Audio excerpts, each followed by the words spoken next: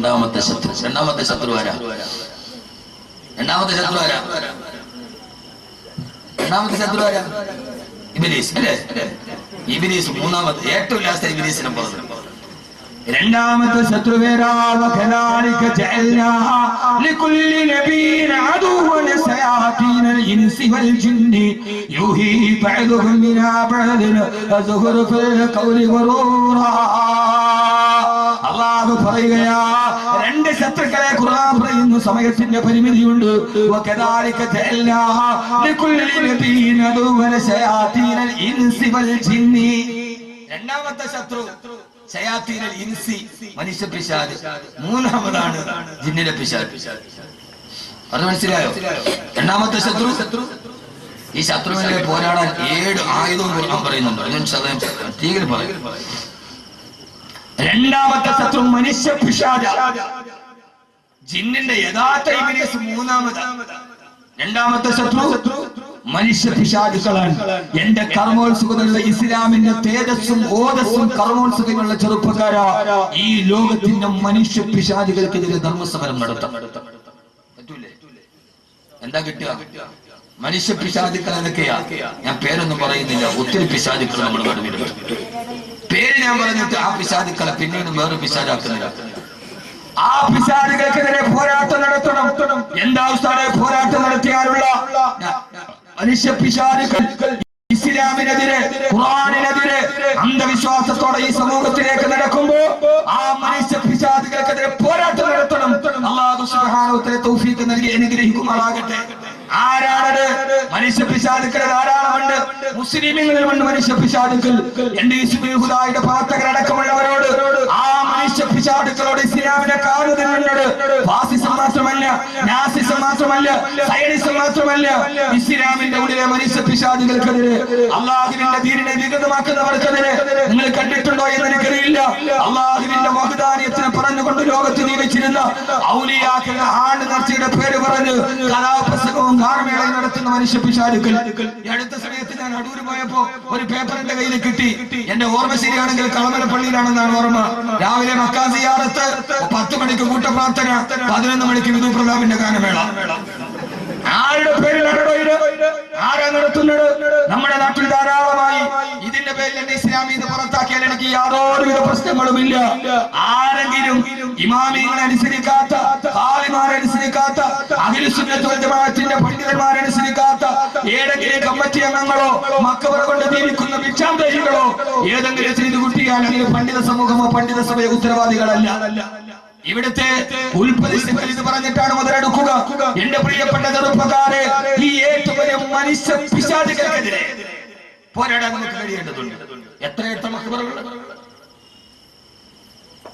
അല്ലാഹു നമുക്ക് ബോധം തരട്ടെ. നിങ്ങൾ തന്നെ തുറച്ചോക്കണം. സത്യം ആരേലും പറയണ്ടേ? തുണിയില്ലാതെ രാജാവ് ഓടിയപ്പോൾ ചുറ്റുപാട് കൂടി നിന്ന മുഴുവൻ ആളുകളും പറഞ്ഞു കൊള്ളാം, അടിപൊളി. പക്ഷേ ഒരു കൊച്ചുകുട്ടിയാണ് വിളിച്ചു പറഞ്ഞത് രാജാവ് നഗ്നനാണ്. അതുകൊണ്ട് കൊച്ചുകുട്ടി വിളിച്ചു പറയുന്നത് പള്ളിയിൽ ഉസ്താദ് പറഞ്ഞാൽ കേൾക്കും. പറഞ്ഞാൽ ബസ്സിന് പറയാ എന്റെ പള്ളിയിൽ പറ്റി നിങ്ങൾക്ക് സൗകര്യം ഞങ്ങളിതൊക്കെ നടത്തും. അങ്ങനെയുള്ള കുറെ കമ്മിറ്റിക്കാരുണ്ട്. ഉമറാക്കളധികവും വിവരമില്ല, ജലാശയം ഭരിക്കുന്നതിന്നണ്ണാനാ. കടുവാസ്ഥാന കൃത്യമായിട്ട് പറഞ്ഞിട്ടുണ്ട്. ഉമറാക്കളധികവും വിവരമില്ല, ജലാശയം ഭരിക്കുന്നതിന്നണ്ണാനാ. അള്ളാഹുവിനെ പള്ളി വിളിക്കുന്നവൻ അണ്ണാ ജലാശയം ഭരിക്കാൻ തുടങ്ങി. വരുമാനത്തിലേട് തോന്നിവാസവും. പള്ളിയിലെ സത്യം പറഞ്ഞപ്പോ ലോകത്ത് ഗ്യാരണ്ടി ഇല്ലാത്ത 2 സാധനമേ ഉള്ളൂ. ഒന്ന് നമ്മുടെ റൂഹും, മറ്റൊന്ന് വലിയൊരു ജോലി. ഏത് സമയത്തും പോകാം, പറ്റില്ലേ പോയിക്കൊള്ളുക. ഖുർആൻ പറഞ്ഞതുപോലെ ഖാലൽ മലഉല്ലദീന ഇസ്തക്ബറൂ മിൻ ഖൗമിഹി ലനുഖരിജന്നക യാ ശുഐബ് വല്ലദീന ആമനൂ മഅക മിൻ ഖറിയത്തിനാ ഔ ലതൗലദുന ഫീ മില്ലത്തിനാ. കച്ചവടക്കാരായ മഹല്ലുകാരോട് കച്ചവടത്തിന് പലിശ മേടിക്കുന്ന ശുഐബിനെന്ന് പറഞ്ഞപ്പോ ഖാലൽ മലഉല്ലദീന ഇസ്തക്ബറൂ മിൻ ഖൗമിഹി, അവിടുത്തെ വരേണ്യ വിഭാഗം പറഞ്ഞു, നിങ്ങൾ ഒന്നുകിൽ ലനുഖരിജന്നക യാ ശുഐബ്, ഓ ശുഐബ്, ഒന്നുകിൽ നിങ്ങൾ ഞങ്ങളുടെ മഹല്ലിൽ നിന്ന് പുറത്താക്കും, അല്ലെങ്കിൽ ഔ ലതൗലദുന ഫീ മില്ലത്തിനാ, ഞങ്ങളുടെ കൂടെ വരണ്ടിനാ തൽഫാത്തിഹ പറഞ്ഞു വായിച്ചത്. ഇല്ല, ഖുർആൻ കാലികമാണല്ലോ. ഏതിന്റെയും അർത്ഥം അങ്ങനെ തന്നെയാണല്ലോ. എന്റെ പൊന്നു സഹോദരങ്ങളെ, അള്ളാഹുവിന്റെ റസൂൽ അബൂജഹലാണെങ്കിൽ അബൂജഹൽ തത്തതോടുകൂടി അള്ളാഹു പോരാടാൻ തൗഫീഖ് നൽകട്ടെ. പെട്ടെന്ന് അവസാനിപ്പിക്കുകയാണ്. സമയായോ? പൊന്നുമോനെ, അങ്ങനെ പോരാടിയാൽ കിട്ടുന്ന, നിങ്ങൾ ചോദിക്കും ഉസ്താദേ അതിന്റെ കൂടെ കൂടലല്ലേ നല്ലത്? പെണ്ണെ, അത് കാണാനും ഗാനമേള കാണാനും ഓട്ടവാ. ആരാ ഓട്ടം നടത്തുക? ആ ഓട്ടം നടത്തുന്ന ചെറുപ്പക്കാരാ, നിനക്ക് കിട്ടുന്ന പ്രതിഫലമേടാ. ആ പ്രതിഫലം മനുഷ്യ പിശാചുകളോട് പോരാടിയാൽ സുബ്ഹിൽ സലാം പോലെ കുറെ ചെറുപ്പക്കാരിന് ഉയർന്നു വരണം. അള്ളാഹു നിലനിർത്തി തരട്ടെ, അള്ളാഹു നിലനിർത്തി തരട്ടെ. എന്റെ പ്രിയപ്പെട്ട സഹോദരങ്ങളെ, യഥാർത്ഥത്തിൽ അങ്ങനെ പോരാടിയാൽ കിട്ടുന്ന പ്രതിഫലം ഞാൻ പറഞ്ഞു തരട്ടെ. നന്നായിട്ട് മരിക്കാൻ പറ്റും, നന്നായിട്ട് മരിക്കാൻ പറ്റും. എങ്ങനെ നന്നായിട്ട് മരിക്കാൻ പറ്റും. ഒരേ കാലഘട്ടത്തിൽ ഒരു മനുഷ്യ പിശാചിനെയും പോരാടിയവരെയും കഥ ഖുർആനിലൂടെ പറഞ്ഞു. രണ്ടോ എത്ര മണിക്ക് എത്തണം? നിങ്ങൾ പറയാം.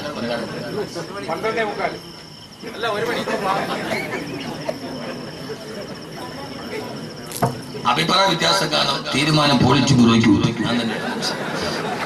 ഞാൻ തന്നെ ആ സമയത്താണ് നിങ്ങൾ ഇവിടേക്ക് ഗൗരവത്തോടെ ഇനി കേൾക്കുക. ആ സമയത്താണ് ഒരേ കാലഘട്ടത്തിലെ മനുഷ്യ പിശാചുക്കളും പോരാട്ട വീര്യം നടത്തി സമരപ്പറമ്പിലെ ഏറ്റവും വലിയ ആദർശത്തിന്റെ കാവളം മുടക്കി ആധുനിക ലോകത്തിന്റെ ആദർശത്തിന്റെ വക്താക്കളുടെ കഥ പറയുമ്പോ നിങ്ങൾക്കറിയുമല്ലോ, ലോകം കണ്ട ഏറ്റവും വലിയ മനുഷ്യ പിശാചാണ്, ലോകത്തിലെ ഏറ്റവും വലിയ മനുഷ്യ പിശാചാണ്. ആ പിശാചിനെ കാണാനാ പോയി. ഈജിപ്തിലുണ്ട്, അയാളെ കാണാൻ പോയി. ഈജിപ്തിലെ നാഷണൽ മ്യൂസിയം മുഴുവനും കാണാൻ $2 മതി. ഈ പിശാചിനെ കാണാൻ $20. ഈജിപ്തിലെ നാഷണൽ മ്യൂസിയം മുഴുവൻ ചുറ്റിക്കാണാൻ $2 മതി. ഈ പിശാചിനെ കാണാൻ $20 വേണമെന്ന് പറഞ്ഞ കാവൽക്കാരൻ. ഞാൻ പോയി കണ്ടു. പോയപ്പോ ഞാൻ വിചാരിച്ചത് ഇവൻ ഏതാണ്ട് ഇവൻ വർത്താനമൊക്കെ കേൾക്കുമ്പോൾ 60 അടി ഉണ്ടെന്നാണ് വിചാരിച്ചത്. പോയി നോക്കുമ്പോ കണ്ണാടിച്ചിട്ട് ഒരു 5 അടി 10 അടി ഉള്ളു. പച്ച ഉണക്കക്കമ്പിൽ ടാറ് തേച്ചത് മാതിരി കിടക്കുന്നുണ്ട് ആ മനുഷ്യൻ ഈജിപ്തിലെ നാഷണൽ മ്യൂസിയത്തിൽ. എവിടെ? ഈജിപ്തിലെ നാഷണൽ മ്യൂസിയത്തിൽ. ആരാട്? അവനാണ് പറഞ്ഞത് അനല്ലടി മുൽക്കു മിസ്റ വഹാദിൽ അൻഹാറു തജ്രി മിൻ തഹ്തി. ഈ നൈൽ പോലും ഒഴുകുന്നത് എന്നോട് ചോദിച്ചിട്ടാണടാ. എന്നോട് ചോദ്യം ചെയ്യാൻ നീ ആരടാ? ആരാ ചോദിച്ചത്? പണ്ഡിതന്മാരെ പറയുമ്പോ, ഒരു കൂട്ടം ചെറുപ്പക്കാര് പറയുമ്പോ, ഞങ്ങളാണ് ഇവിടുത്തെ ഭരണാധികാരികൾ, ഞങ്ങളാണ് പണക്കാർ. ഞാൻ പറഞ്ഞിട്ടാണ് ഈ നാടനങ്ങനെ പറഞ്ഞ ഫറോവയാണ്. അല്ലാഹുവിൽ വിശ്വസിക്കണേ ഫറോവ, പരലോകം വരും ഫറോവ എന്ന് മൂസാ നബി പറഞ്ഞപ്പോ ഫറോവയ്ക്ക് മനസ്സിലായില്ല. അവസാന ചങ്ങടിൽ കിടന്നിട്ട് ഉപ്പുവെള്ളം തന്റെ അണ്ണാക്കിലേക്ക് കയറിയപ്പോ ഫറോവയ്ക്ക് മനസ്സിലായി, ധാരണകളെ തെറ്റിപ്പോയി. ആ സമയത്താണ് ഫിറഔൻ പറയാൻ പോയത്, ആമന്തു ലാ ഇലാഹ ഇല്ലല്ലദീ ലാ ഇലാഹ ഇല്ലല്ലാഹ് പറയാൻ പോയപ്പോ എന്താ സംഭവിച്ചതെന്നറിയോ? ഫഅഖറഹുല്ലാഹു നകാല ആഖിറതി വൽ ഊലാ. ജിബ്രീൽ വന്ന് തൊണ്ടക്കുടിയിൽ പിടിച്ചിട്ട് പറഞ്ഞു, ഇനി പറയണ്ടടാ, പറയാനുള്ള സമയം കഴിഞ്ഞു പോയി. എത്ര ആളുകൾ നിങ്ങളോട് തിരുത്തി തന്നനാണ്. ഈ ആഭാസം പാടില്ല, ഈ അശ്ലീലത പാടില്ല, ഈ അനാവശ്യം പാടില്ല, ഈ ആവർത്തനം പാടില്ല എന്ന് പള്ളിയിലെ കാവിയാരും പള്ളിയിലെ ആലിമീങ്ങളും പറഞ്ഞപ്പോ പുച്ഛിച്ച് തള്ളിയവര് നന്നായിട്ടും മരിച്ചില്ലടോ ഫറോവ, നന്നായിട്ടും മരിച്ചില്ല ഫറോവ. ലാ ഇലാഹ ഇല്ലല്ലാഹ് പറയാൻ പോയപ്പോ ഫഅഖദഹുല്ലാഹു നകാലൽ ആഖിറതി വൽ ഊലാ. ഈ ആയത്തോടുമ്പോ ഇനി ഓർമ്മ വേണം. ജിബ്രീൽ വന്ന് അണ്ണാക്കിന് കുത്തിപ്പിടിച്ചിട്ട് പറഞ്ഞു, സക്കറാത്തിന്റെ വേദനയിൽ കിഴിവ് പറയാനോ വേണ്ട. ചെങ്കടലിലേക്ക് ചത്തുപോയി ഫറോവ. 40 വർഷങ്ങൾ കഴിഞ്ഞപ്പോ 400 വർഷങ്ങൾക്ക് ശേഷം ഫറോവയെ കണ്ടെടുക്കപ്പെട്ടു. അവസാന പസഫിക് മഹാസമുദ്രത്തിൽ സമുദ്ര ഗവേഷകർക്ക് ഒരു മുടിക്കെട്ട് കിട്ടി. ആ മുടി ഇപ്പോഴും മ്യൂസിയത്തിലുണ്ട്. ഇന്റർനെറ്റിൽ പരസ്യം ചെയ്തു, ഒരു മുടി കിട്ടിയിട്ടുണ്ട്, ആരുടെ ഇടങ്ങളില്ല. അങ്ങനെയാണ് ഈജിപ്ഷ്യൻ ഗവൺമെന്റ് വാങ്ങിച്ചത്. ഫറോവയുടെ തലയുടെ മറുഭാഗത്ത് ഫറോവയുടെ തലമുടിയടക്കം